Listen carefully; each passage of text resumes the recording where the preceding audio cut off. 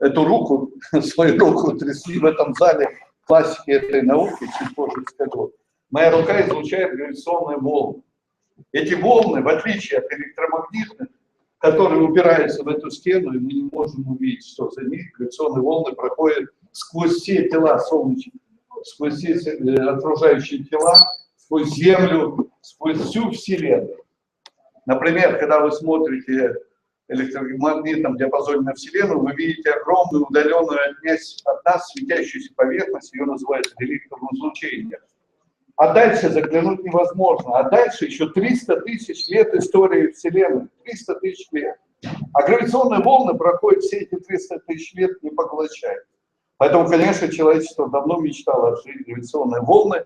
И Эйнштейн в 1916 году предсказал существование, более того, он вывел знаменитую формулу и показал, в каком случае это наиболее эффективное излучение. Оказывается, когда два тела, как гантели, или гантель вращают друг вокруг друга с периодом t, то возникает гравитационная волна с периодом, с частотой в 2 раза больше, с меньшим периодом, это квадрупольное излучение. Что такое гравитационная волна? Согласно Эйнштейну, Вселенная располагается в пространстве и времени, но когда вы будете вращать такую гантель, она будет деформировать это пространство и время, и иногда это называют шелестом, иногда называют шепот Вселенной. Вот есть такие поэтические названия, еще романтики среди ученых не перевелись. Они вообще это называют шепот Вселенной.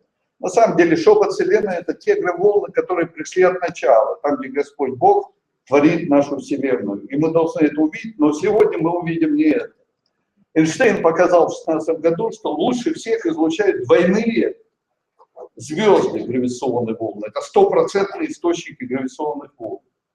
И примерно в середине 70-х годов астрономы поняли, первые, что эти гравитационные волны лучше всех излучают так называемые релятивистские двойные системы.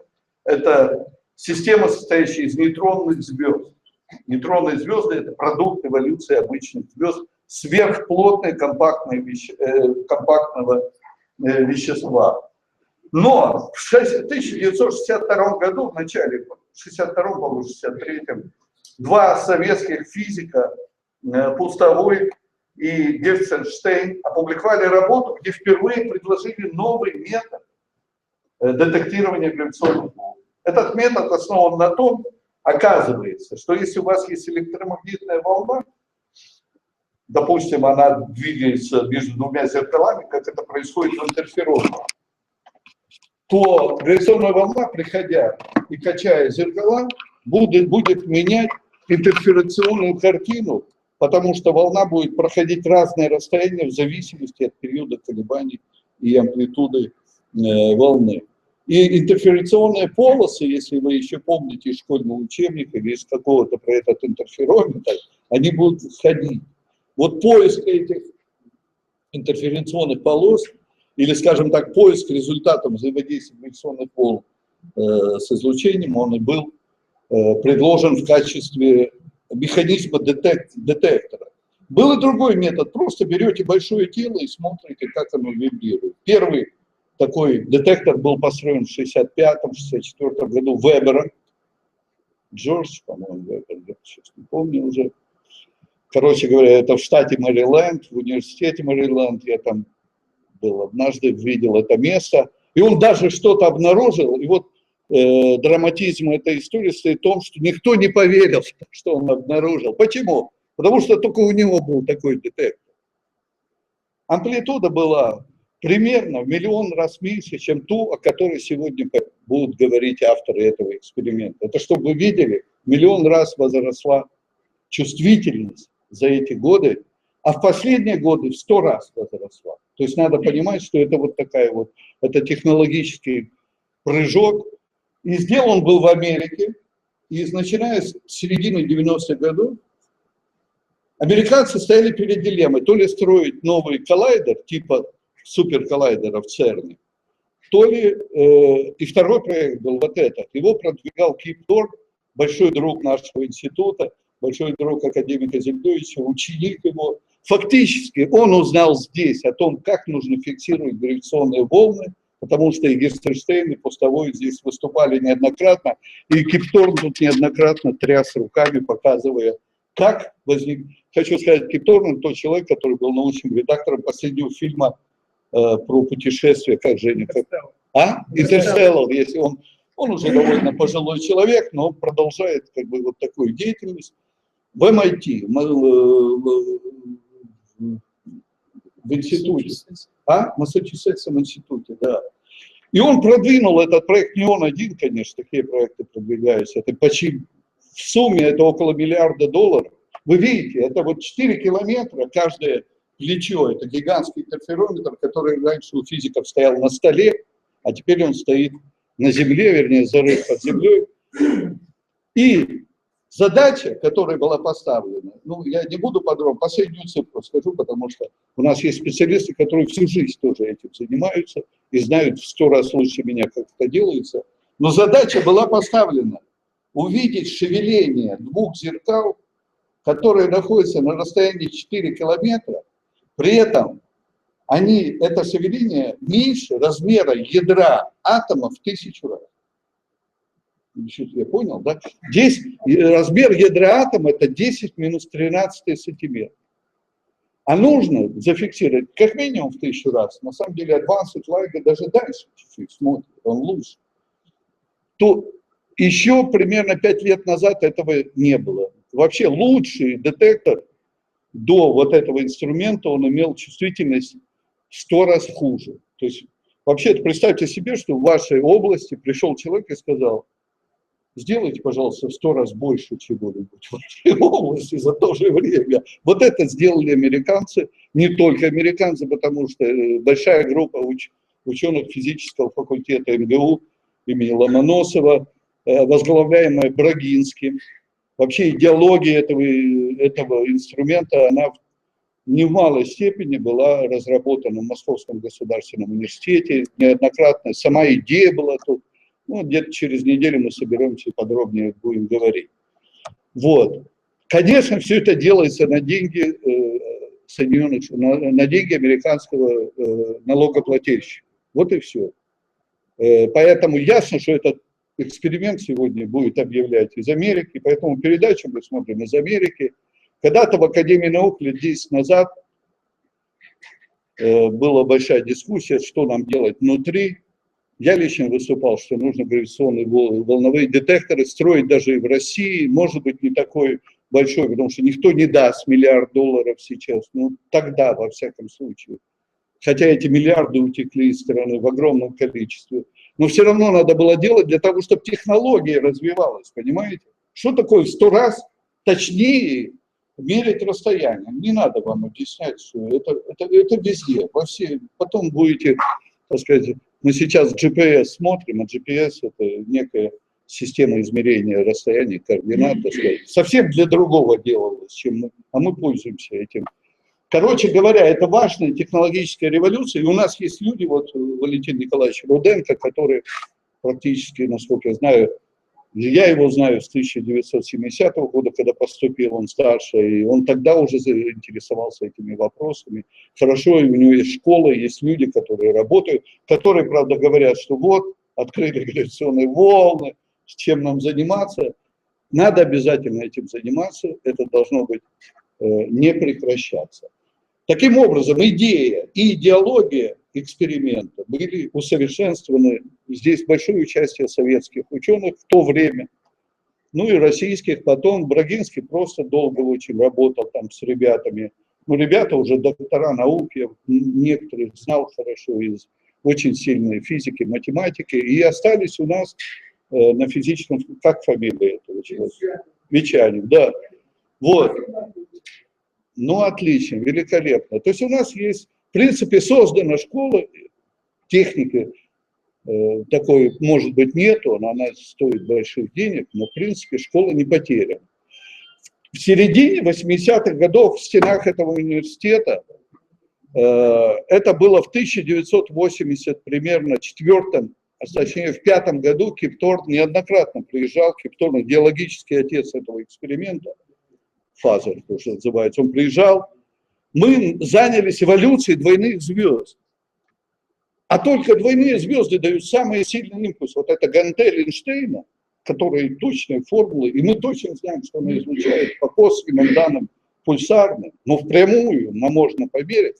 Значит, мы начали моделировать эволюцию Вселенной и смотреть разные проявления нейтронных звезд. Киптон попросил нас посчитать, а какова частота событий на входе вот такого детектора, что может такой детектор ожидать от Вселенной. Ну, грубо говоря, сколько надо в него вложить денег, чтобы получить такую чувствительность, чтобы хотя бы за год что-то обнаружить.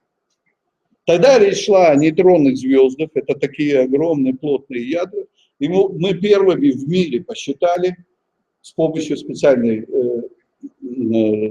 большой очень программы, это называется машина сценариев, ну неважно, но мы посчитали, что в каждой галактике, каждые 10 тысяч лет происходит столкновение двух нейтронных звезд, и они дают 10% энергии идет в гравитационных волнах, ее можно принимать. Это был результат 1983 года, потом независимый, примерно в то же время вот Александр Васильевич Штутуков, классик науки о двойных системах, то же самое они получили независимый результат. Короче, многие группы считали. А в 1997 году произошло вот что. Как-то я был в Копенгагене, значит, там был юбилейный симпозиум,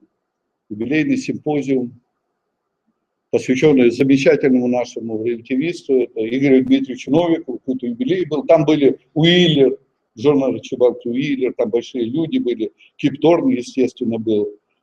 И мы беседовали с Кип Торном, он спросил, а как там насчет черных дыр?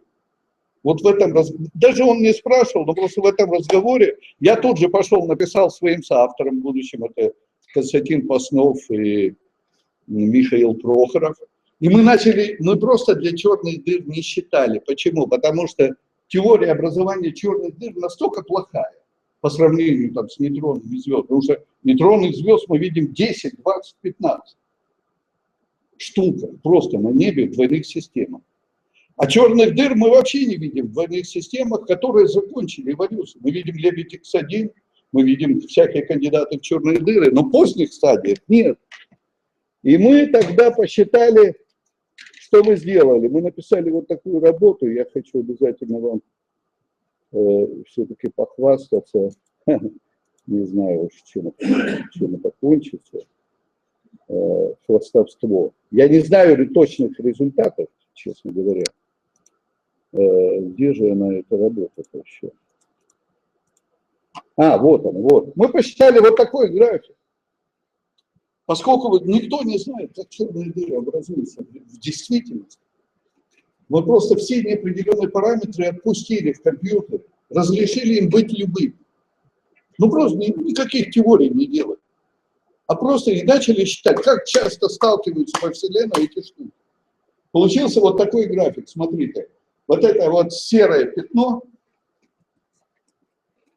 вот это вот отпущенные параметры, полностью, все, потом, я не буду сейчас рассказывать, импульс отдачи, параметр общей оболочки, все отпускается.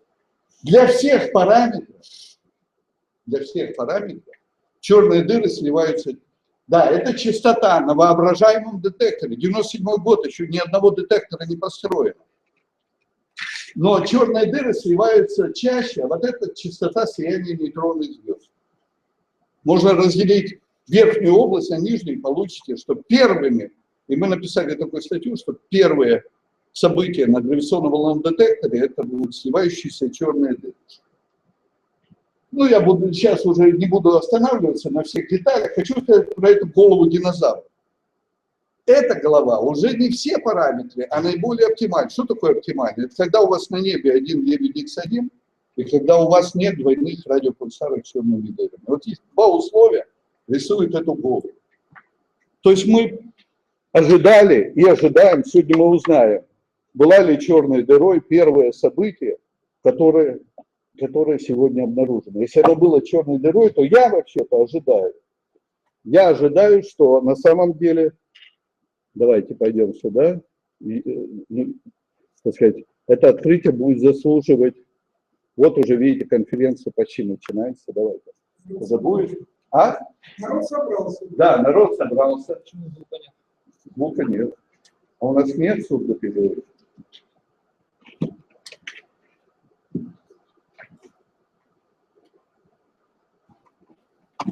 А звука нет, он нет. Да цвета, звук не появится от этого. Подождите. Конференция еще 10 минут.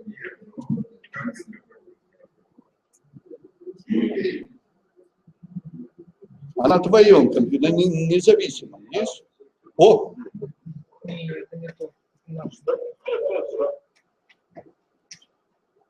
Ну, короче говоря, была еще одна история, я о ней не рассказал. Дело в том, что в последние годы мы, так получилось, построили глобальную сеть мониторинга космического пространства. И год назад нас пригласили с этими телескопами, систему Мастер, для наблюдения квадратов ошибок тех областей, откуда LIGO детектирует свои инструменты. Ну, вот мы этим занимались. Первое событие было в сентябре. Последнее событие было на Новый год, поэтому Новый год был абсолютно испорчен. Те, кто уехал, те отдыхали и встречали, остальные все постоянно. Это надо где-то 700 квадратных градусов перелопатить и найти какого-то фактического кандидата и так далее. В общем, это такая трудная работа, и участвовало в ней около 50 групп мира. Вот от России был мастер, и плюс еще было мини-мега-торто со своим пределом 13-я звездная величина, но тем не менее они помогали. Ну, это Бескин, их установка в САУ. А наши телескопы стоят в Южной Африке, на Канарах, везде. Жень, надо искать, там флаг уже, США. Сейчас Обама придет. Интересно, Кипторн будет? На YouTube звука нет почему-то. Сейчас на другой трансляции звук сейчас. А есть другая трансляция? А, ты можешь переставить, да, просто? Ты адрес давай. Набери. Где у вас почта? Я посылал все эти ссылки, не знаю. А, не ту ссылку включила. А где она? Не, давайте. Зайди в вообще. А, про что? А, вот это, вот это. Вот это. Нажми. Да, там вот. И, короче говоря, когда мы вступили в эту коллаборацию, поддерживать этот эксперимент, все было засекречено, мы никому не имели права рассказать. И сейчас не имеем. Вот после того, как они скажут результат, мы можем уже рассказывать и публиковать. Но результатов по тому гравитационно-волновому всплеску, который они будут сегодня представлять, никто ничего не увидел. Это не случайно, но я не буду забегать вперед. Вот.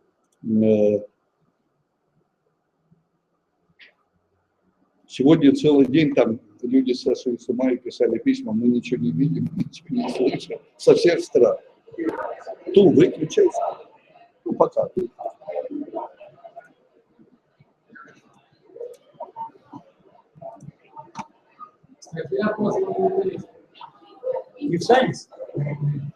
Вот, более того, оказалось, что мы должны мы пишем утильные электромагнитные поддержки.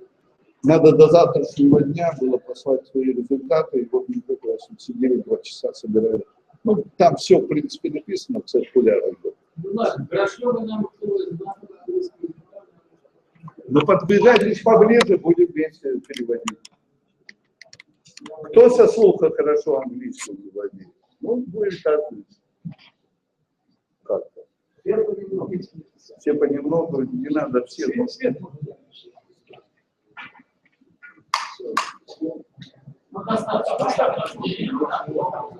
Давайте наоборот.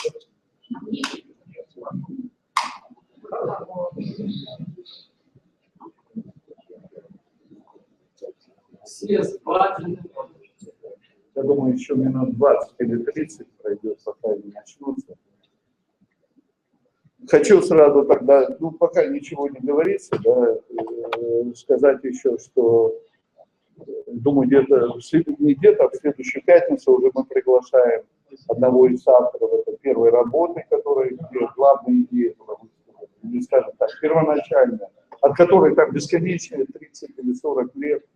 Ну да, пустовой.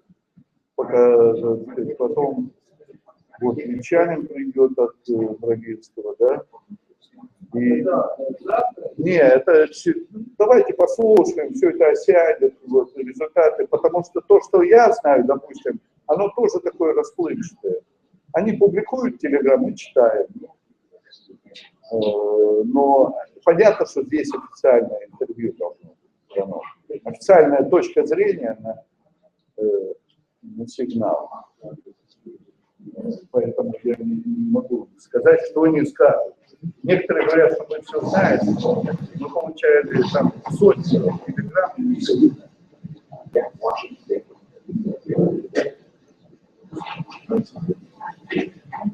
Возглавляет электромагнитную часть геосиндер.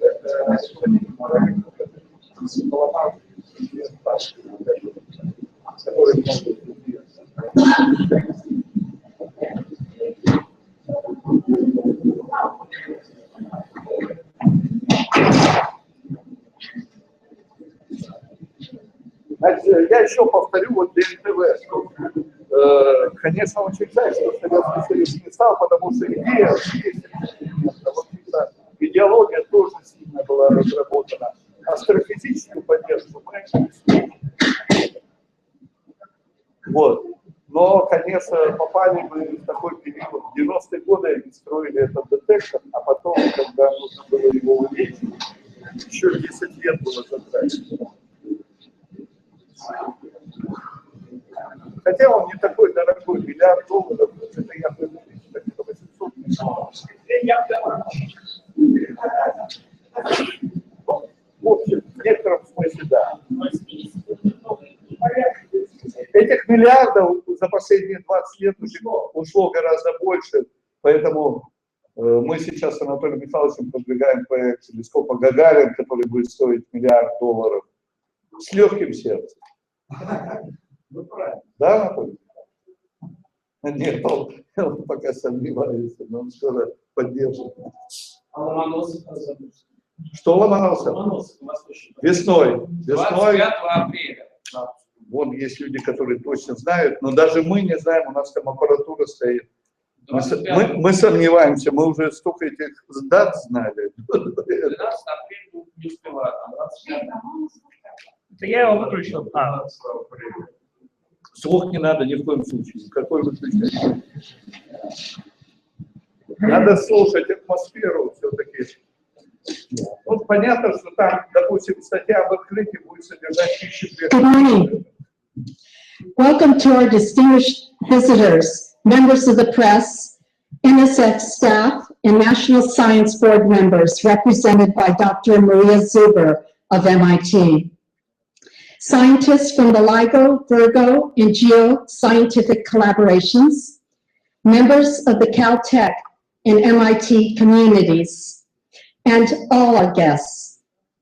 I specifically want to recognize representatives from the Max Planck Society, the UK Science and Technology Facilities Council, and the Australian Research Council, whose generous contributions have also helped bring us to today. I'm Dr. France Cordova, the director of the National Science Foundation. Without a doubt, the reason so many of us are here today is because we believe in the potential of the Laser Interferometer Gravitational Wave Observatory. Opening a new observational window would allow us to see our universe and some of the most violent phenomena within it in an entirely new way. Since the mid-1970s, the National Science Foundation has been funding the science that ultimately led to LIGO's construction.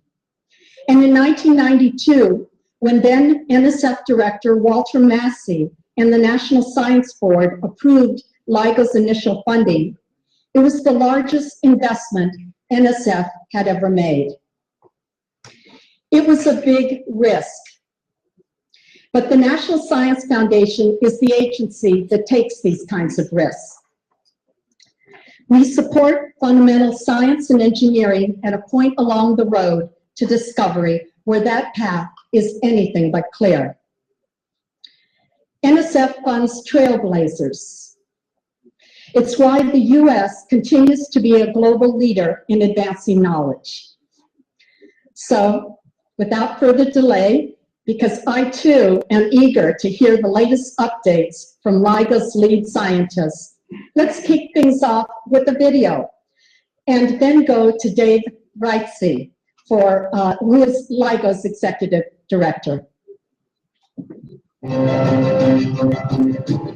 Gravitational waves were predicted by Einstein about 100 years ago, and they are dynamical perturbations in the fabric of space-time, ripples in space-time, if you will.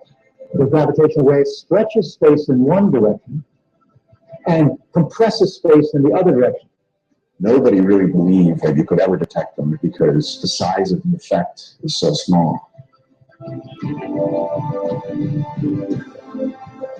I came to the conclusion that, yeah, if you made this long enough, Nobody had ever made something like this before, so there was a lot of technological challenges that needed to be overcome. That's what scientific discovery is really all about. You don't choose the simple things to do.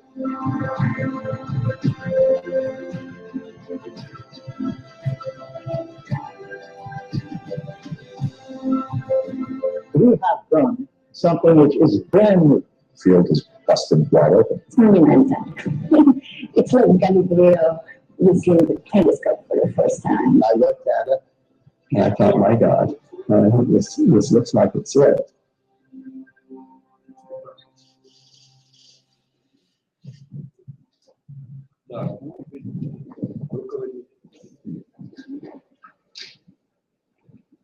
Значит, мы идти колтых люди, и лагерь люди, Франции Кардова. Ladies and gentlemen, we have detected gravitational waves. We did it.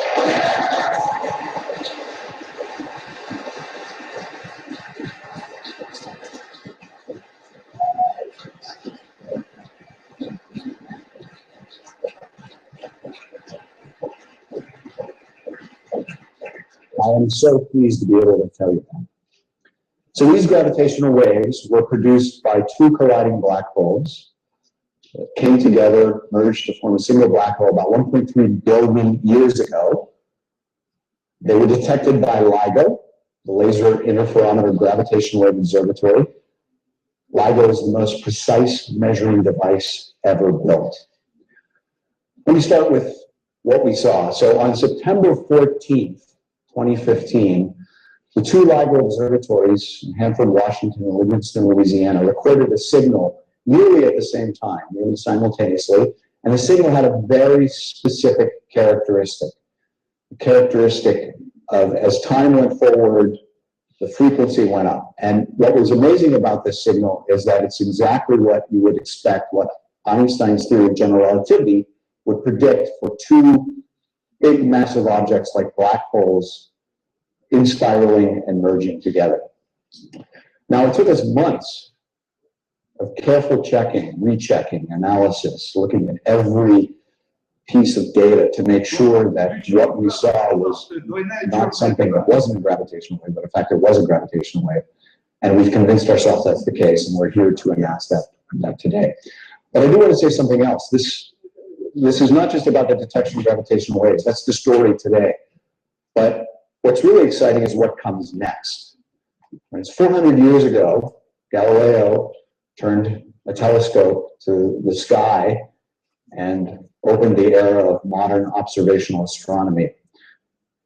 I think we're doing something equally important here today. I think we're opening a window on the universe, the window of gravitational wave astronomy.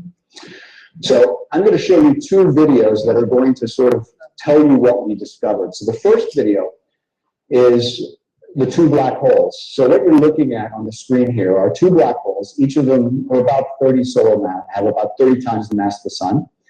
All right, and you're looking, the black holes are the black things in the middle, and you're looking at the stars behind them. By the way, this is not a Hollywood production that I'm going to show you. It is actually a real computer simulation solving Einstein's equations for these merging black holes. So this is really what it would look like if you were in a spaceship close up. And I will also point out that the movie I'm showing you is vastly slowed down relative to what happened here. So let me start it.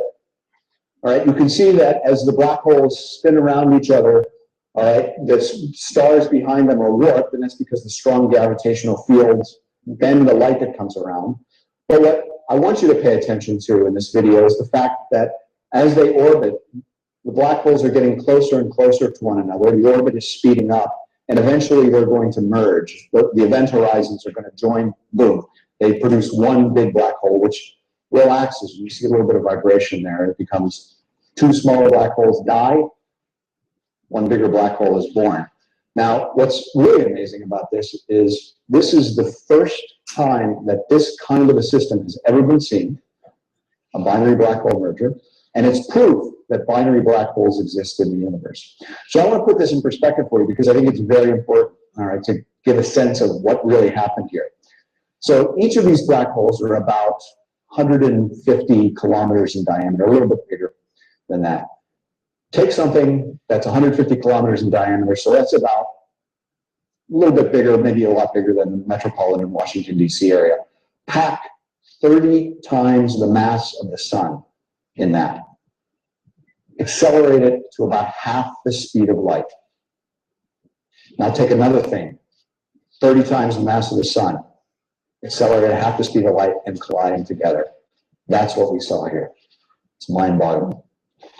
All right, now, let me talk about the gravitational waves. You didn't see any gravitational waves there. What you saw was actual black holes. Now let me look at this from the gravitational wave perspective.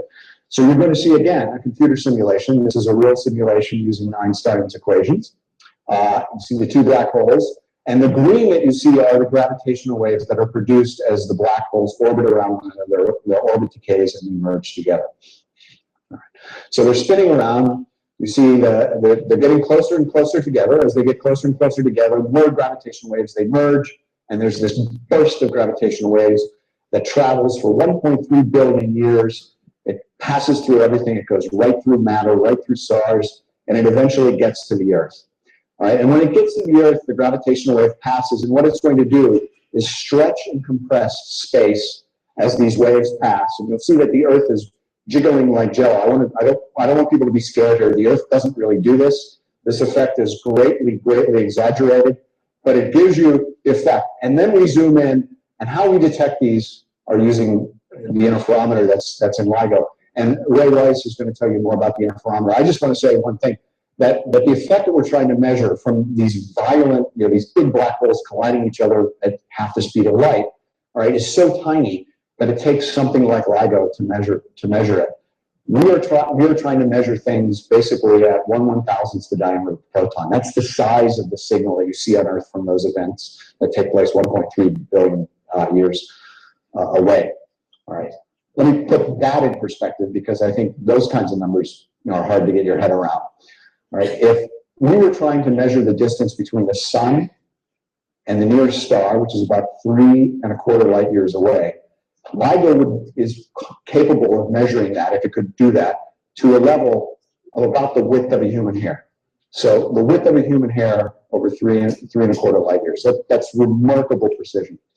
Right? Now what LIGO does is it actually takes these vibrations in space-time, these ripples in space-time, and it records them on a photodetector, and you can actually hear them. So what LIGO has done, it's the first time the universe has spoken to us through gravitational waves. And this is remarkable. Up to now, we've been deaf to gravitational waves, but today we're able to hear them. That's just amazing to me. I think this is big, again, because what's going to come now is we're going to be able to hear more of these things. And no doubt we'll hear things that we expected to hear, like binary black holes or perhaps binary neutron stars colliding, but we will also hear things that we never expected. And as we open a new window of astronomy, we may see things that we never saw before. So let me conclude by thanking the National Science Foundation. For 40 years, since the NSF started funding Caltech and MIT to do pilot experiments for LIGO, and then in 1992, the NSF went ahead and funded the LIGO project, right? And they took a big risk. All right, this was bold. The science was solid, but we didn't know how many events we would see. The technology was nowhere near developed. this was truly, I think, a scientific moonshot. I really believe that. And we did it. We landed on the moon. So I really want to thank Dr. Cordova and NSF, and also U.S. Congress, taxpayers who supported this research, because it's really, really gotten to the point now where it's going to take off.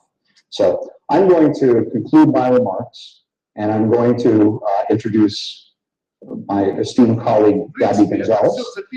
Gabby is a professor at Louisiana State University. She's also the spokesperson for the LIGO Scientific Collaboration, and she's going to tell you more about this event and about the team that discovered it and about the observatory. So I turn it over to Gabby.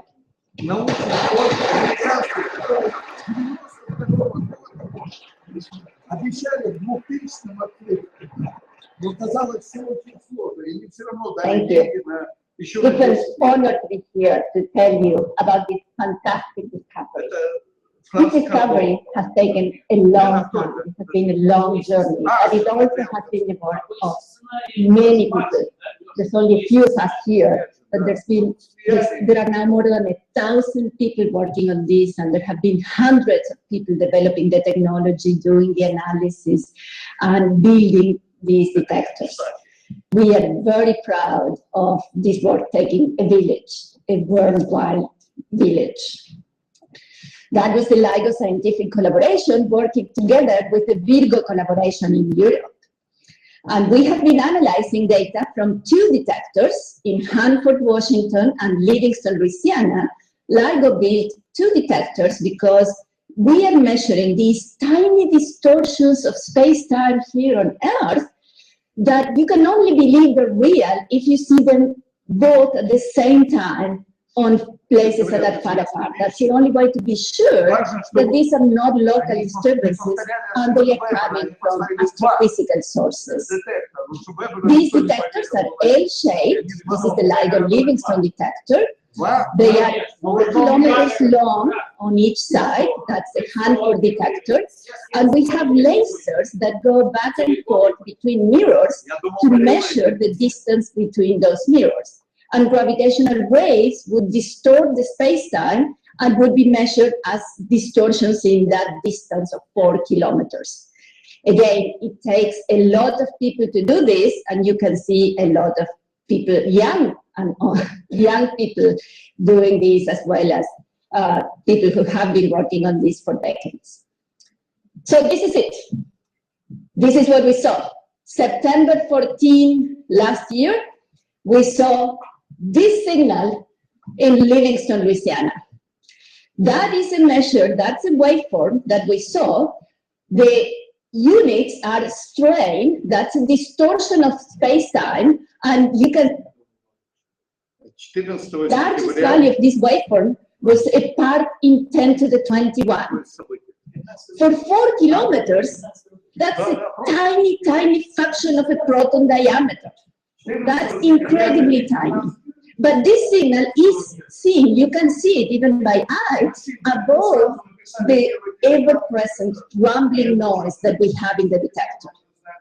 But we know it's real because 7 milliseconds later, we saw the same thing in the Hanford detector. This is it. That's how we know we have gravitational waves. But we know a lot more than that. You can see that these signals have oscillations that grow in frequency and amplitude and then settle down. And that's exactly the prediction that we know from solving Einstein's equations on computers for the coalescence of 2 black holes, merging into a larger black hole and settling down. And the coincidence is remarkable. You can see here overlaid the template that we used, or the numerical relativity simulation that was done for these, for the coalescence of these black holes. That's how we know not only that we detected gravitational waves, but these waves were produced by the coalescence of black holes. So these are the fantastic news we are telling you about. Now, from these waveforms, you can tell a lot more. You can tell from the frequency the masses of the initial black holes. They had 29 and 36 solar masses from the fitting to the numerical relativity waveform, we can tell that when they merge, they form a larger black hole, but not with the sum of the two masses, with only 62 solar masses. And that's because there were 3 solar masses emitted in energy, in gravitational waves. That's a huge amount of energy. And we can tell all of that from this tiny fraction of a second in the waveform. We can even tell more than that. From the amplitude of the waveform, you can tell how far away this system was. It was more than 1 billion light years away. This merger happened 1.3 billion years ago, when multicellular life here on Earth was just beginning to spread. And the signal took 1 billion years to come to Earth and produce this tiny distortion in our detectors that we are very proud to measure. Now, you can read a lot more details about these things in a paper that has just appeared online, peer-reviewed in Physical Review Letters. We are also publishing a lot more details in other papers that will be made public. Now, we can also put these waveforms, we can make a color plot time frequency diagram, and you can see the color denoting the amplitude, so it gets brighter as time goes on, and then dimmer when the black hole rings down. You can also see that the frequency is increasing, and the frequencies of these waveforms are in the human hearing range. We can hear gravitational waves. We can hear the universe. That's one of the beautiful things about this. We are not only going to be seeing the universe, we are going to be listening to it. Now, I wanted to play the gravitational wave for you to hear, but it's so short that it's just a thump. So what we have done is taken the real signal and shifted a bit in frequency, but it's still the real signal. Did you hear the chirp? There's a rumbling noise, and then there's a chirp. Let me do that again.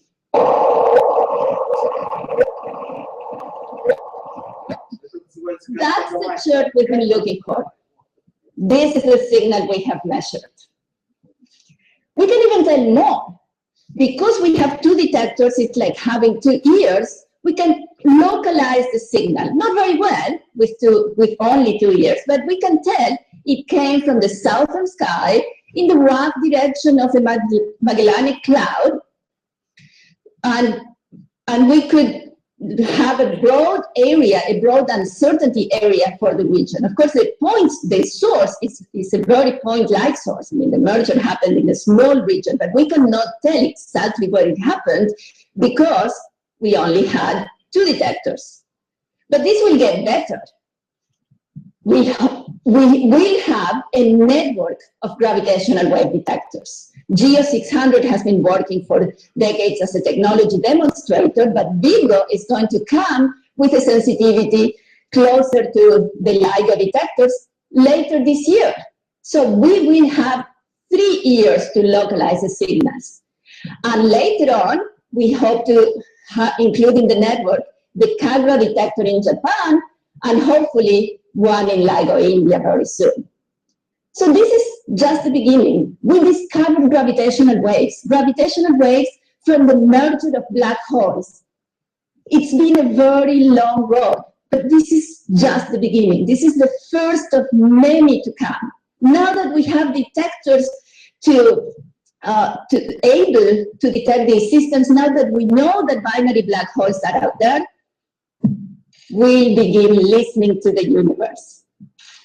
Thank you.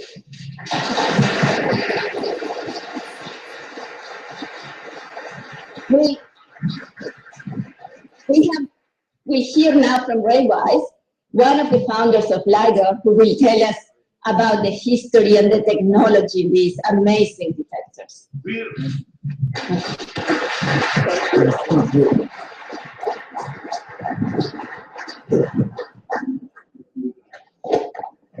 All right.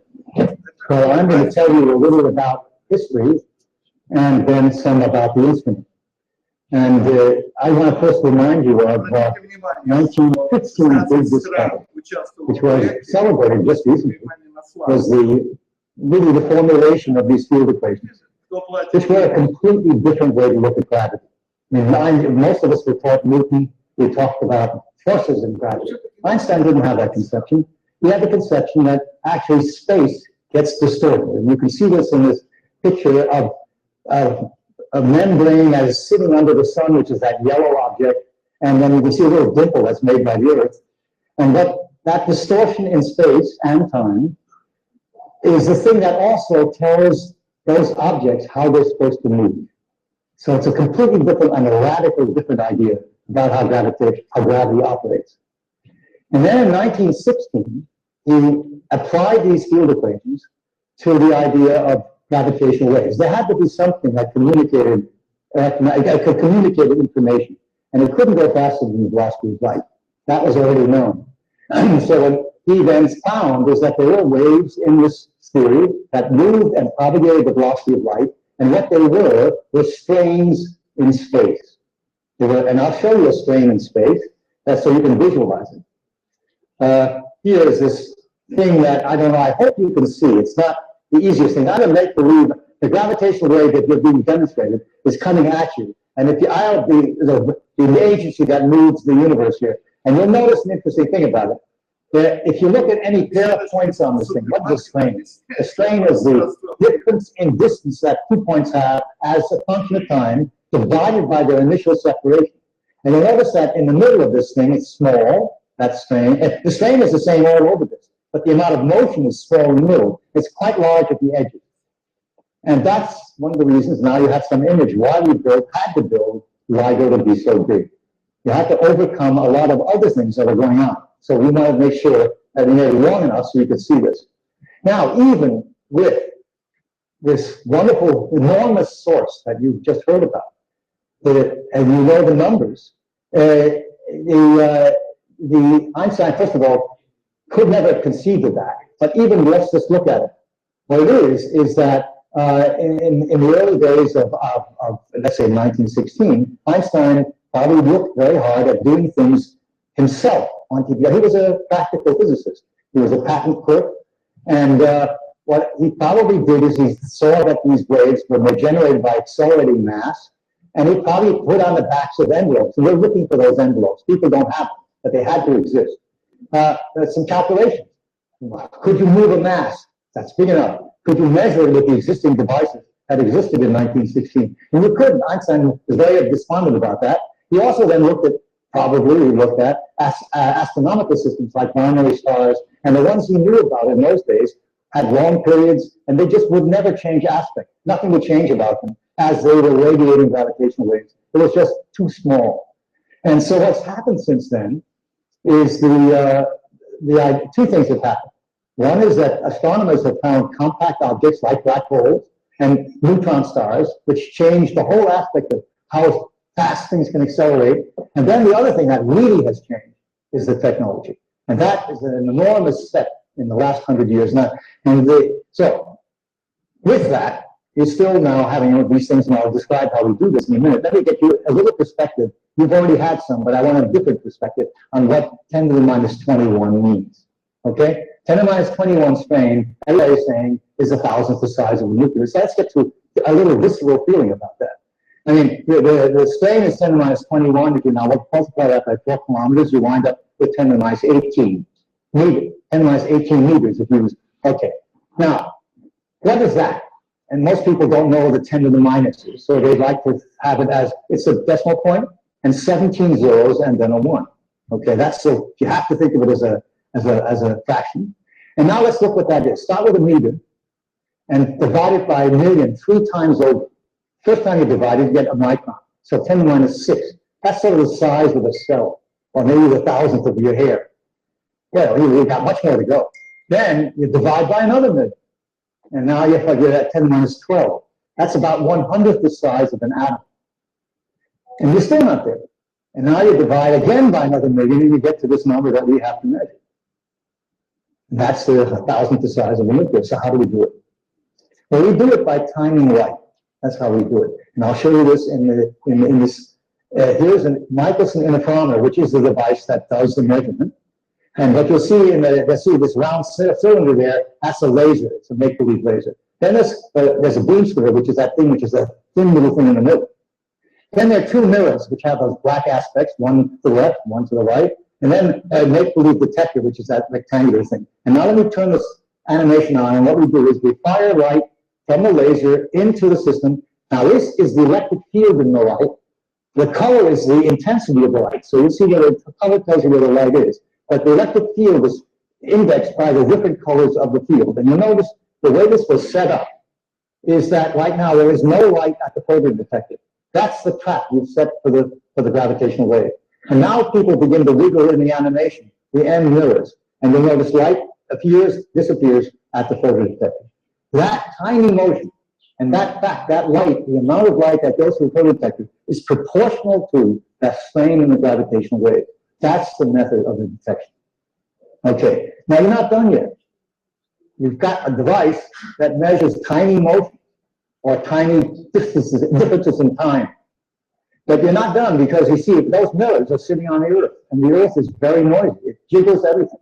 And you want to make sure that the thing that jiggles the mirrors is only the gravitational wave. So we use all sorts of tricks.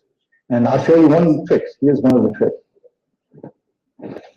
But what we do is we suspend the mirrors from a pendulum. Here's a sort of demonstration pendulum. And here's the mirror. And my hand will be the ground motion. And you notice if I move it very slowly at low frequencies, the pendulum follows me. It follows the ground motion completely. Now let me wiggle it fast. And you'll notice the pendulum stands still while I'm wiggling. That's the basis of the idea. Now that's done with a tremendous elegance and, you know, with cunning in this picture. This is what's actually in the apparatus. You see it on the screen now. And that is now 4 of these things in series, okay? And by the way, the principle I just showed you is very much like the principle in a car. It makes you comfortable in a Cadillac and sort of bumpy in a truck. Yeah? Okay. Now, the thing is, you're not done yet because there are other forces that you have to worry about. And they are thermal noise, there's all sorts of noise, even quantum noise in the system. And all that technology which has been developed, had it been available to Einstein in 2016, I would have bet that he would have invented radar. And he was smart enough and he knew enough physics. He wasn't just a theorist. Okay?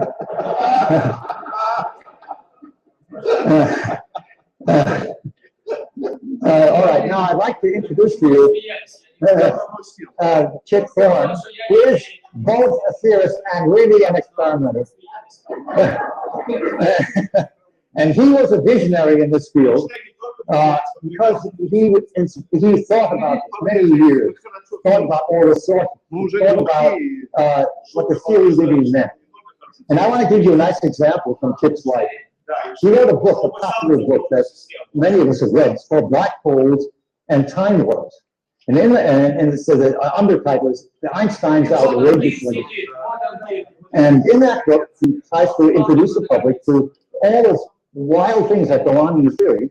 And he has a group of people on a spaceship commanded by a woman who are going to visit all different kinds of black holes. The first place they go to is a stationary black hole. And that is like the one in our own galaxy. Then they go to a spinning black hole, and they look at that for a while. But then, very carefully, they approach a pair of black holes weighing 24 solar masses that are going around each other. And they merge into a single black hole. And then the universe gets a little burp when that is over. That's all in that book written, well, a chapter of that book was written in 1983. Okay, and we actually have seen it. So, Chip. Человек придал в Америку идею этого эксперимента, таких форм, который неоднократно был идейный руководитель, двигатель проекта. Ray is a modest man. You should know that he was the primary inventor of the interferometers that detected these gravitational waves. And major additional contributions in terms of ideas came from Ronald Drever, who is the 3rd founder of LIGO, along with Ray and me. Unfortunately, Ron is too ill to be able to be with us today, but his family and he send their greetings. LIGO has been a half-century quest. It arose in part in the 1960s from pioneering work by Joseph Weber at the University of Maryland. And it arose from interferometer R&D in the 1970s and 80s at Caltech, MIT, in Scotland, and in Germany. In the 1990s, Caltech and MIT built facilities for LIGO with funding from the National Science Foundation. And then in the late 1990s, LIGO was expanded to include scientists from many universities around the world and many nations, as Gabby Gonzalez described to you. In the 2000s, the initial interferometers were built and operated in LIGO as precursors to the advanced interferometers that we were telling you about today. The advanced interferometers were installed in between 2010 and 2015. They carried out their first gravitational wave search beginning last autumn with spectacular results almost immediately. Now, until now, we have only seen warped space-time. We as scientists have only seen warped space-time, but it's very calm. As though we had only seen the surface of the ocean on a very calm day when it's quite glassy. We had never seen the ocean in a storm, roiled in a storm with crashing waves. All of that changed on September 14. The colliding black holes that produce these gravitational waves created a violent storm in the fabric of space and time. The storm in which time speeded up and slowed down, speeded up again. The storm in which the shape of space was bent in this way and that way.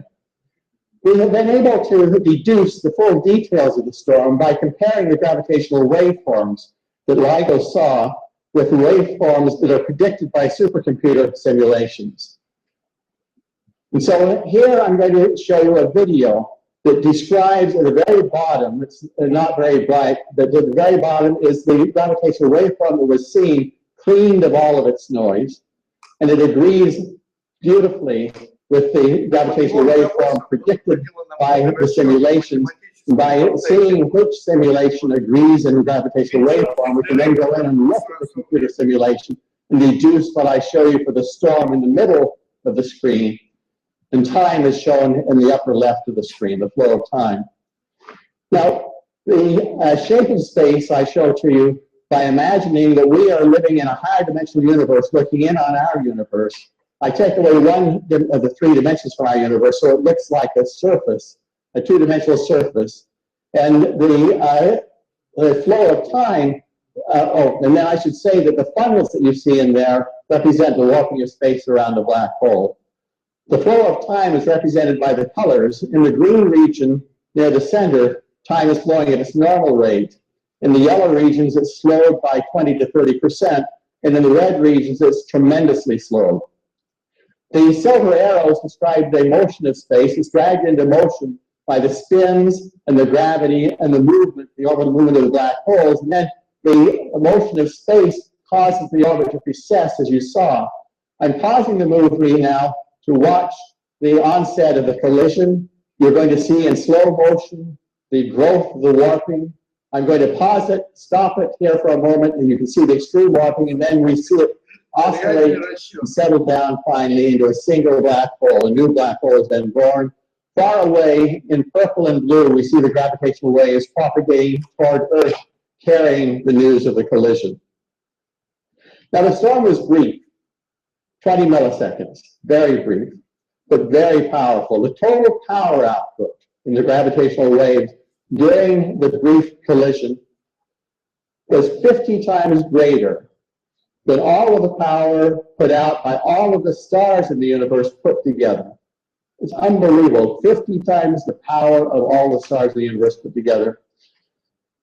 Because it was so brief, the total energy was not that big. It was only what you would get by taking 3 suns, annihilating them, and putting them into gravitational waves. Well, that's kind of a lot. And so, colliding black holes are not the only source of gravitational waves that LIGO will see. We will see gravitational waves from spinning neutron stars, stars the size of Washington, D.C., made of pure nuclear matter, weighing more than the sun, with little mountains on their surfaces that as the stars spin, those mountains generate continuous gravitational waves, long-lasting gravitational waves. We'll see gravitational waves from black holes tearing neutron stars apart, gravitational waves from neutron stars colliding. We are searching for gravitational waves from the central core engines of supernova explosions. And amazingly, we're searching for gravitational waves and have some hope of finding them from cosmic strings, giant strings that reach across the universe. They're thought to have been created by the inflationary expansion of the fundamental strings that are the building blocks of all matter, that expansion, inflation at the beginning of the universe. Now, LIGO has opened a new window onto the universe, a gravitational wave window, but all of our previous windows through which astronomers have looked are electromagnetic. The astronomers look, for example, with optical telescopes through the optical window, radio telescopes through the radio window, X-ray telescopes on board satellites through the X-ray window. And each time a new window has been opened up, there have been big surprises. The universe seen through optical telescopes was very serene. The seen through radio telescopes and X-ray telescopes is tremendously violent. Gravitational waves are so radically different from electromagnetic waves that I think we can be rather sure that we will see big surprises, perhaps even bigger surprises through the gravitational wave windows than we have seen through the new radio and optical, radio and X-ray windows.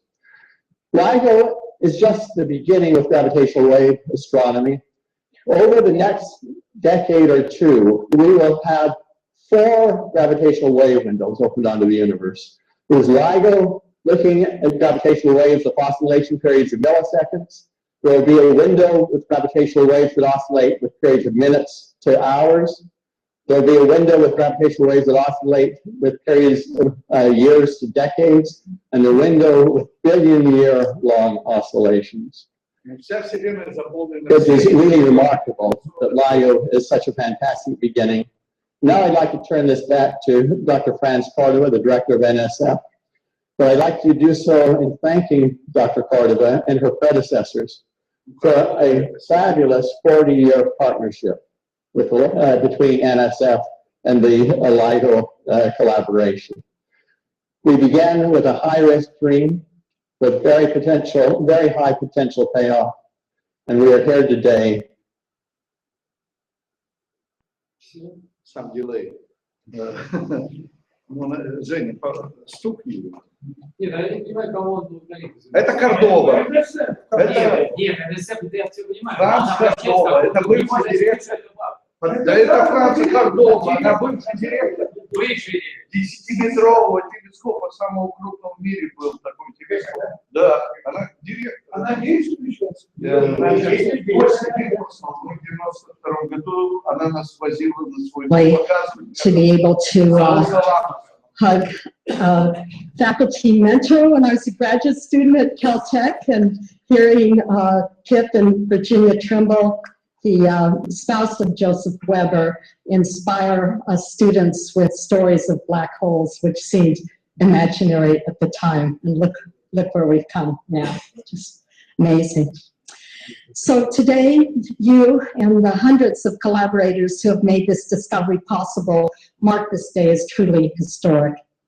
I commend each of you, as well as all the NSF program directors who have stood by you steadfastly for about 40 years. Let's give a big hand to our NSF program directors.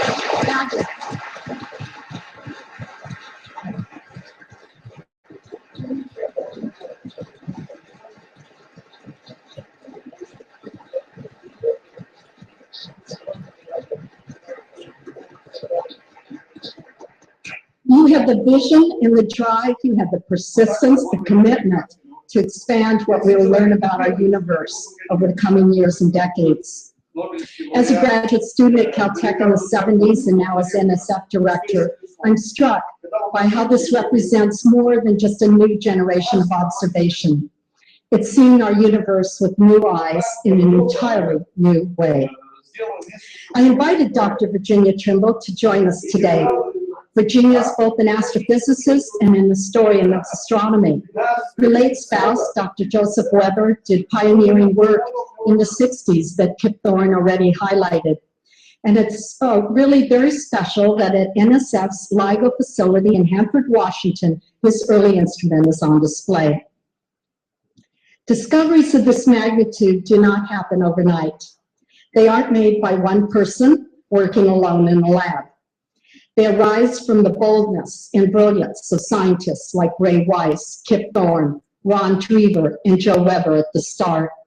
And now, Gabby Gonzalez, Dave Wrightsey, the entire international LIGO collaboration, and so many others whose contributions have led to this moment. And just as one scientist does not do it alone, many times neither can one funding agency or one country. Bruce Allen, the managing director at the Max Planck Institute for Gravitational Physics, is here with us today. Likewise, John Wormsley, the director of the UK Science and Technology Facilities Council, is here, as is Anthony Murphy from the Australian Research Council. Gentlemen, please stand and be recognized. Thank you so much.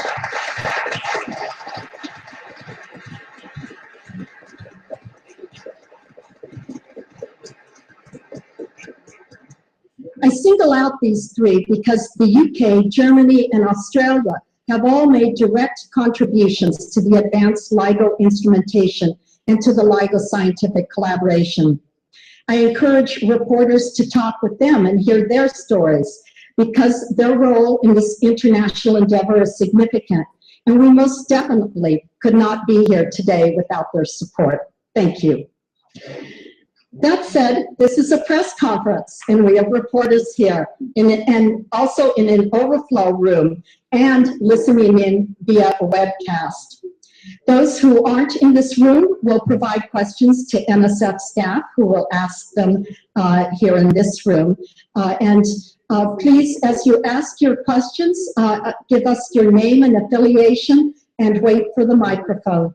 And now, let me open this up to your questions, and I'll moderate them and try to determine who goes first. But thank you very much for being with us today. And I saw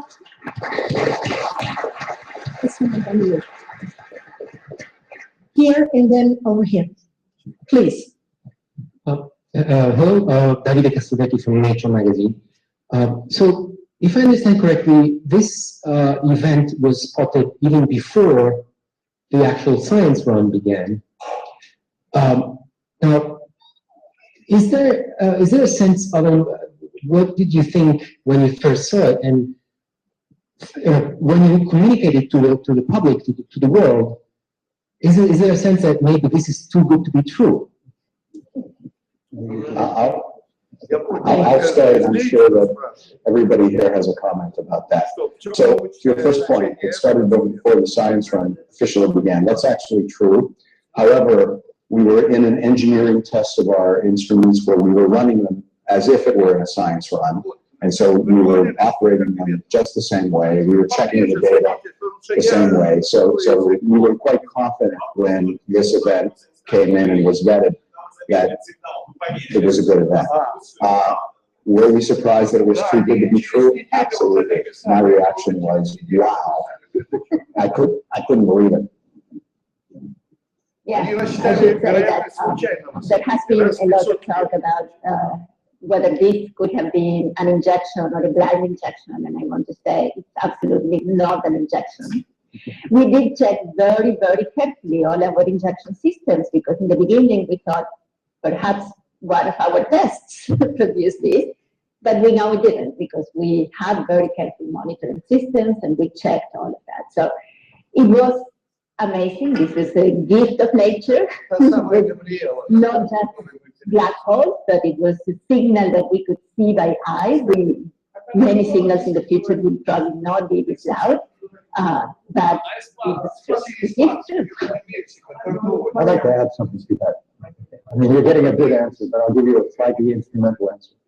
And that is, I mean, look, I think it was always said that we saw this at both detectors, both in Louisiana and in Washington State.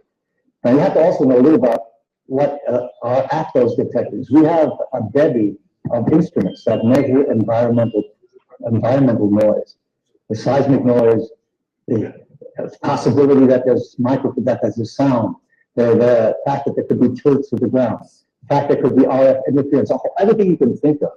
And hope, well, maybe there's some we haven't thought of, but everything we could think of has an instrument that measures it.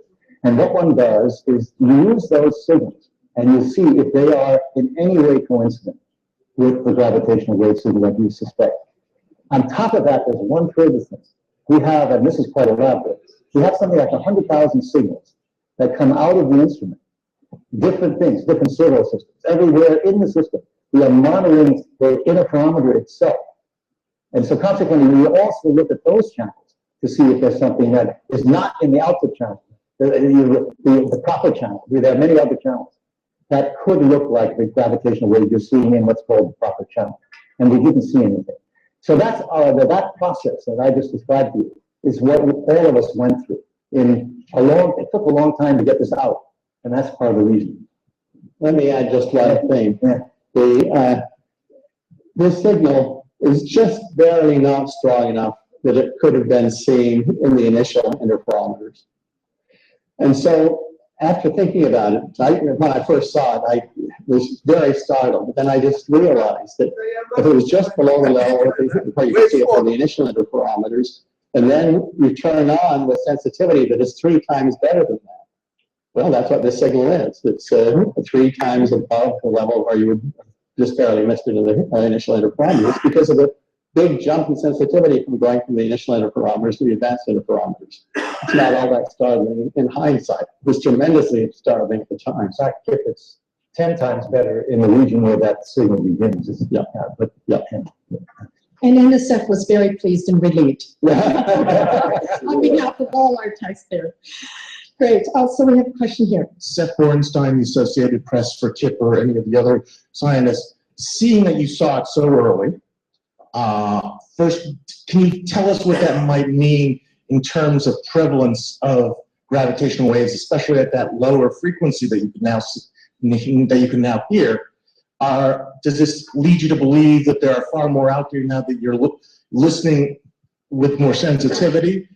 And in terms of, and I guess the other part of this is, or was this just sort of dumb luck? You got the one every year or a decade and just happened to be about the right time you were turning on. And can you explain the importance of these lower frequencies that you can now hear this in that you couldn't before? Well, let me just say that the technical paper that has just been published during this press conference does contain a very careful statistical analysis that states what this means, what this brings us about information about how often these things may occur. That analysis does say we ought to see some more over the coming year, and it is very carefully documented as to just what the probabilities of this are. Maybe others can answer in more detail. Well, my understanding is that the sensitivity can still be tweaked up a little bit too, and that should so that's the additional factor is that LIGO advanced LIGO is at 1/3 of its ultimate design sensitivity, and over the next few years, that the noise level will be brought down. LIGO will be 3 times better. That means you see 3 times farther into the universe. That means that the volume of the universe you can see goes up by a factor of 3 cubed or 27. And so after this tweaking of improvement, the rate will be 27 or probably 30 times higher than it is now, and it's already high enough. We should be seeing more of this in this coming year. So it's really fantastic. We are going to have a huge richness of gravitational wave signals in LIGO. And that's a promise. All right. Hi, my name is Andrei Sitov. I'm a Russian reporter with TASS here in Washington, D.C. First of all, gentlemen and ladies and gentlemen, congratulations on the wonderful news, on the wonderful discovery. Second of all, coming from Russia, I obviously have a question about the scientific collaboration with the Russians. I understand that actually the Soviets in 1962 suggested the use of interferometers. Only then they were too expensive to be used. So if you could touch on that a little bit. And most importantly, is what lies ahead. What lies ahead? Are you planning, like one of the physicists I spoke to said that the next stage should probably be bringing these things into space without the interference from Earth and trying to measure the effects out there. So what are your plans for the next stage of the research? Okay, let me try to answer you partly. Look, nobody gave the impression that people hadn't thought of interferometers before. In fact, I don't remember the authors. There were 62. Michael Gertzenstein is one of them. Right. I know, because I spent a lot of time in the Soviet Union in that era, and they were friends of mine. And it turns out that it wasn't just for them. But what was done there was not to design a system. It was to look at the concept. Could one measure the existence of a gravitational wave by using light or electromagnetic radiation as a way of detecting them? Then there was actually another effort made in the United States by people at Hughes who built a little instrument that actually a Michelson interferometer was unsolidly connected to a table, and very much like a readout for a bar, but they also can. What? The gravestone. Okay, well, and that came from an idea that Bill Weber had as a way of possibly doing it besides the method that he had chosen. So the concept of this, doing this interferometrically, has been around. It's not, it didn't start right away with light. Now let me just interrupt you, because I still call Ray the primary inventor, and that is because in 1972, he, having done an extensive analysis, he published a paper in an obscure internal journal of MIT, in which he identified all of the major noise sources that the initial LIGO interferometers would face, and he spelled out how you would deal with each of these and what the resulting sensitivity would be, that you had to have a instrument that was kilometers long for success, but with an instrument of that sort, you should be able to get to the required sensitivities. And that, spelling all of that out in quantitative detail, is what I would regard as really the primary invention of what we see today. But indeed, the outline of the idea began with Gertzenstein and Christopherson in a Russian journal in 1962.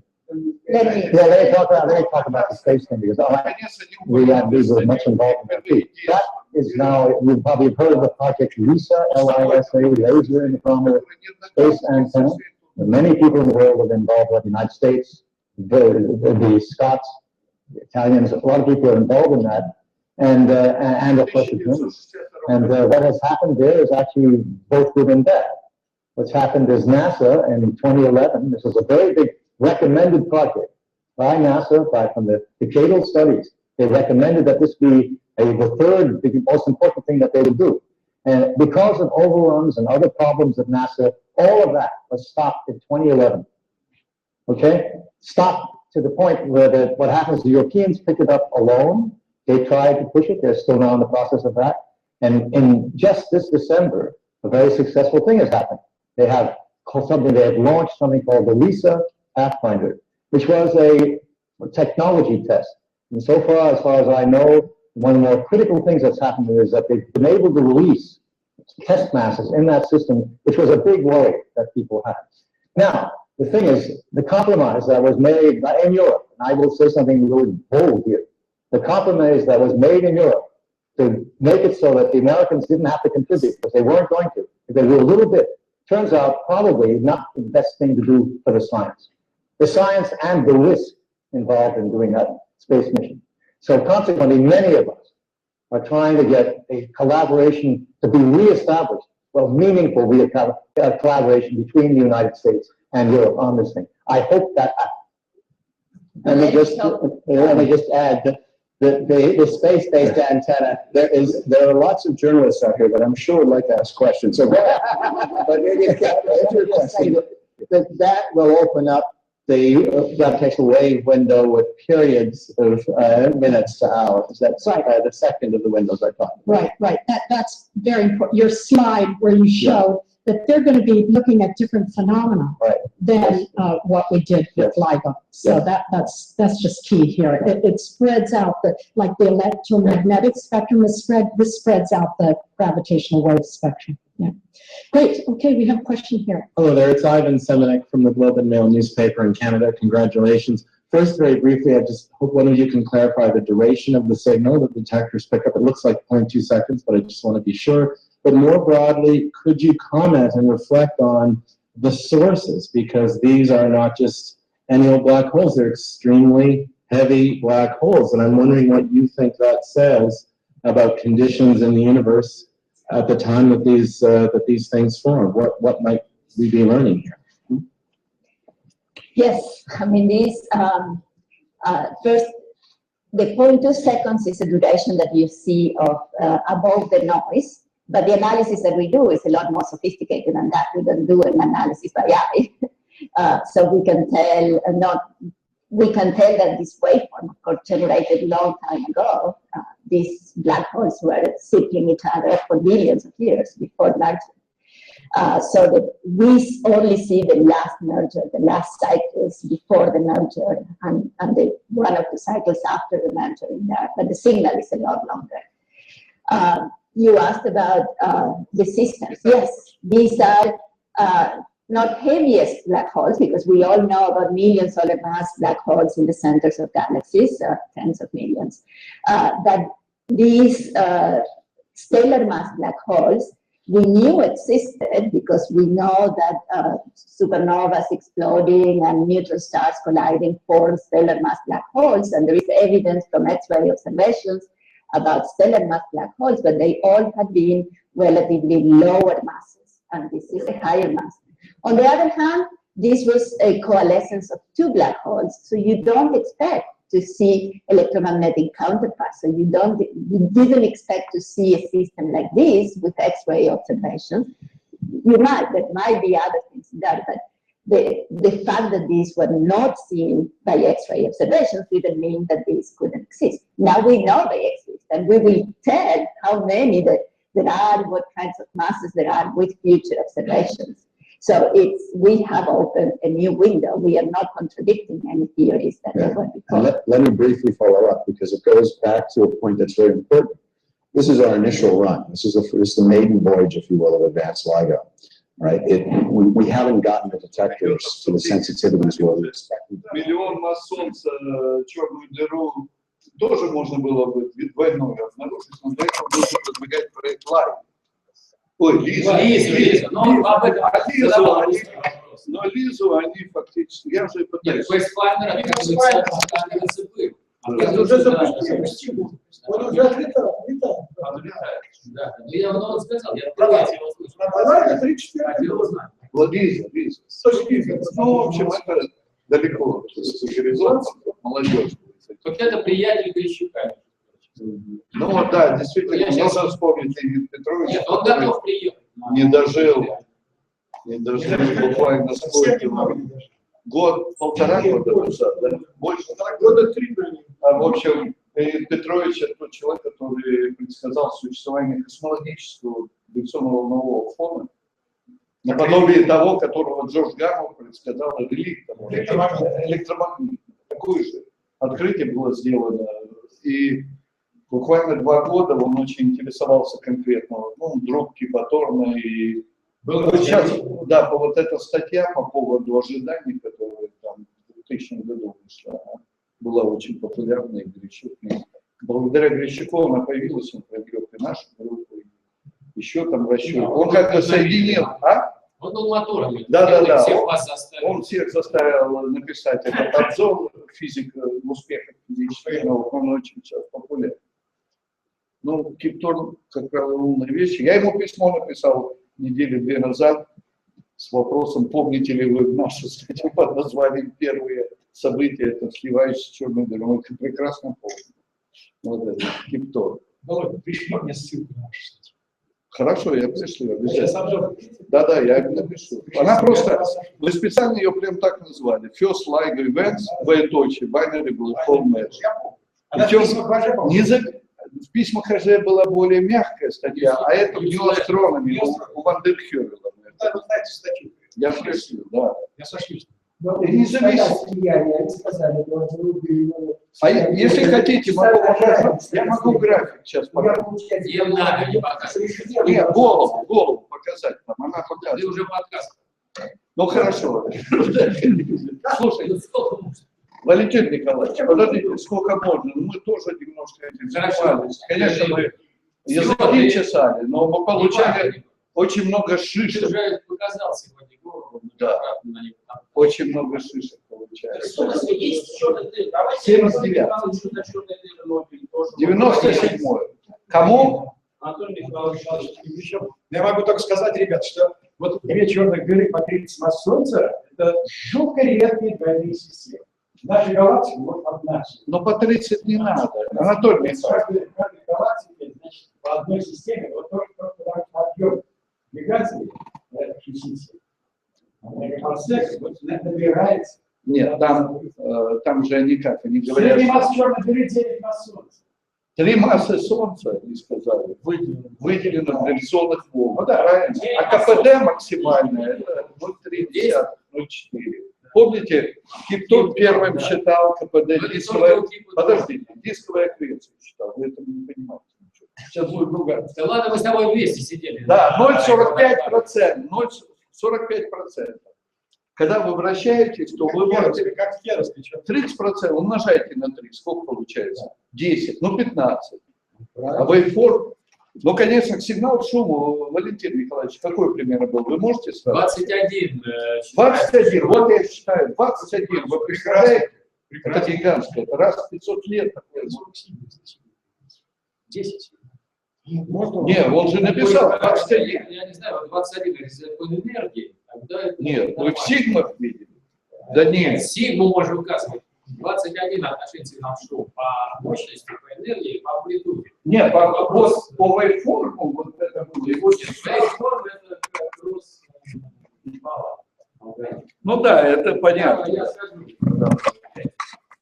Ну, короче, это все действительно надо собраться, обдумать, потому что вы хоть и знали об этом, но подробностей мы вейформа вообще не видели ни разу. Это великая вещь, вейформ. Ну, Валентин Николаевич, мы уже его видели. Но я тебе могу сказать, меня не впечатлило. Меня впечатлило только, что одинаковость. А сама вейформа должна быть гораздо более красивой. Ну, конечно, конечно, нет в мире другого. Я хочу еще сказать, что Индия, бедная, строит лагерь-интерферометр, мы не строим. Нет, она строит только инфраструктуру. Интерферометр. Не важно, у них есть программа, это не важно, это называется Индиго. Но оно не финансируется. Пока нет, но я вот, да. Зачем вы это говорите? Вы зачем говорите? Я хочу сказать, вот вы абсолютно советское представление, так ничего нельзя, денег нельзя получить. Я говорю, даже Индия получила. А он говорит, она ничего не получит. Так вы не получите. Я признаю свою, как говорится, ущербность. Да не ущербность. Я не могу затребовать 100 миллионов долларов. Почему? Почему? Это уже 100%. На самом деле, надо подчеркнуть, что вот эти кривые действительно доказывают, что есть горизонты событий в черной. Вот это фантастика. Во-первых, вопрос... Реальность. А что касается реальности? Последние 5 лет была дискуссия по фаерболу. Вот надо бы спросить у Новикова второго. Ведь там же вот эта стена огненная, так они сливаются. А вот там у меня какой-то... А почему горизонт событий? Имеется в виду, что упало, да? Нет, ну как же, вы видите. Там есть еще красивейший эффект, что это событие зависит от вращения. И в результате слияния эта штука может получить импульс и улететь со скоростью 1000 км в секунду. За счет вращения, да. Это вот они открыли в численных расчетах. Черная дыра Война и черная дыра — это идеальная лаборатория общей теории относительности. Там обе метрики, два параметра, параметр Кера и масса. Ну, подключи звук, давай посмотрим еще немного. Давай. Какие вопросы задают. А я правильно понимаю? Значит, Again, yeah, there's theorists on this panel. There is one crucial thing which is highlighted in the paper that has just been published. And that is by looking very carefully comparing the observed gravitational waveform with the results of solving Einstein's equations numerically on a computer to very high precision, comparing those two waveforms. you can see whether or not the waves got slightly distorted in their shape. Because they traveled 1.3 billion light years, they would have been slightly distorted if the graviton, the fundamental particle that carries the gravitational waves, had a non-zero resonance.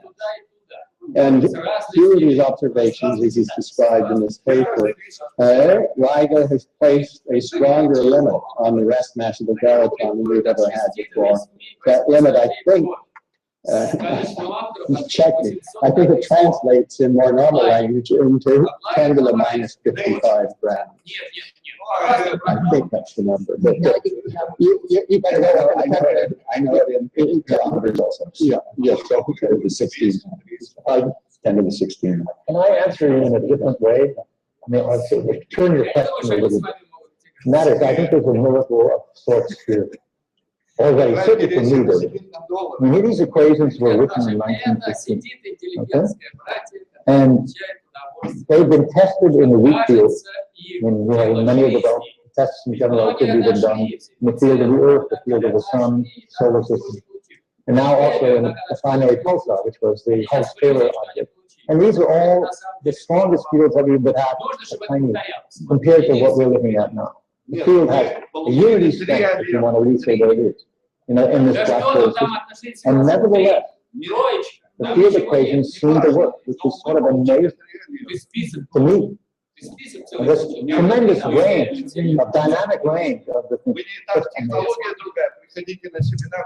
Right, who has a microphone? Let's get a microphone to some of our...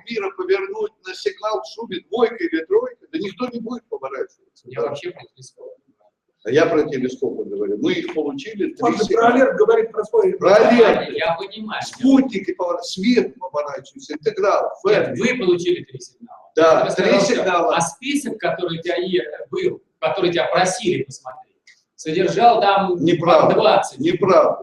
Ну, неправда. Right, so, so the question came from Мы как раз третий смотрели. Да, давайте посмотрим, не будем это. Что-то Валентин Николаевич. Это у них со связью, видимо, слишком много народу. Не добавил. На YouTube же надо радоваться. А то победила бы какая теория братца дикие. Что? Нет, да, конечно, конечно. Это есть куча теорий, которые была куча теорий. Under construction advantages, actually, we don't suffer from the same kind of environmental perturbations as we do. Much like LIGO, it's expected to go online through 2019, maybe 2018, we still have it. It's underground, it's in the Chemia-Filka mines, which has a lot of advantages, actually. They don't suffer from the same kind of environmental perturbations that we do. It's expected to come online probably 2019, maybe 2018. They still have some work to do. It's got some really advanced technology. It's even more advanced than LIGO. They use cryogenics to cool the mirrors to make them more quiet. They don't vibrate as much. That's really pioneering technology. Like Virgo, like the 2 LIGO detectors, all right, COGRO adds something to this ability for us to be able to localize events. All right, so when you have one detector, this is the best way to say this. Interferometers are like microphones. All right, they're sort of omnidirectional. All right, an interferometer cannot tell you where the event came from in the sky. 2 interferometers gives you a little bit of localization. You saw that in Gabby's presentation. 3 interferometers gives you more localization. It's like triangulating. But it turns out even 3 interferometers doesn't cover the whole sky. It depends on the orientation of the interferometers. So in the plane, all right, you can't really see things. So COGRO, this 4th interferometer that's going to come up in 2018 and 2019, will greatly enhance our capability to localize things. So that banana that Gabby showed you that had, I don't know, 600 or 700 degrees in it, all right, that can shrink down to 10 square degrees, 5 square degrees, making it much easier for telescopes to be able to go and see the events that LIGO, COGRO, and Virgo are seeing. All right, we're going to continue questions, but we do have to say goodbye to our listeners on webcast now. Thank you very much for having joined this most important moment. Давайте кончим. There, Jeff Brimfield with National Public Radio. Я думаю, что So я my еще раз question приглашаю is, всех в given следующую пятницу, когда улягутся страсти, и Валентин Николаевич расскажет, как это все работает. И скажи, пишут, что открыли. Вот дошло. Что? Ну, Караганда пишет. Караганда. Нет, Караганда. Нет, смотри, Ну, если они если сейчас то количество корреспондентов, которые сегодня на нас смотрят, пишет непрерывно. То есть теперь теория много, всякие там прочее, все это закрывает. Никто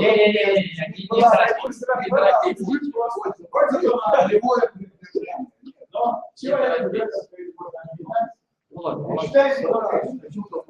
Молодец, что устроил, организовал. Это просить меня. Я прошу Гагарина. Я хочу жить.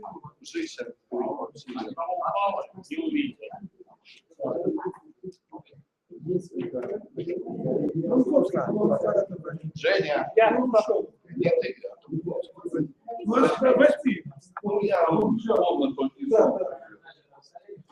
Братцы, ну молодцы. Все.